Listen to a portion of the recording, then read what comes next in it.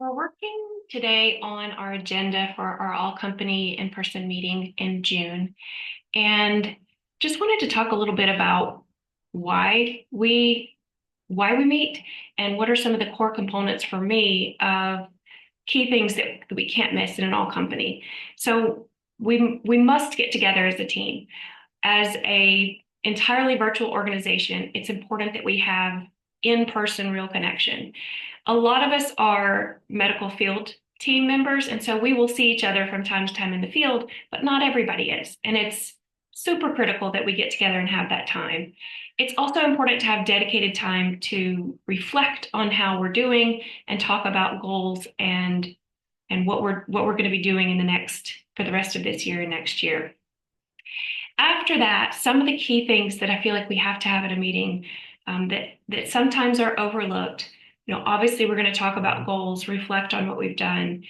I do think it's super important to have active team time. So all companies have, engagement, team building activities, and we've all seen them done really well. And sometimes they're really cheesy, but they tend to still be even at their worst, they're still good and important because it creates conversation and time together. I think my favorite team building are when we can get outside or be somewhat active. But I do think those team building activities are critical when you get together in person. Another must have for a team meeting is downtime. So, I think a lot of times when you're planning an all company, you feel pressure to really maximize and fill every single minute of the agenda. And I think that's a mistake. Particularly as a service organization, we have clients, we have people that are still expected that want to hear from us, that expect a response when they email us. And so it's important to have some amount of time to to do other work other than being together, continued work of interacting with other people.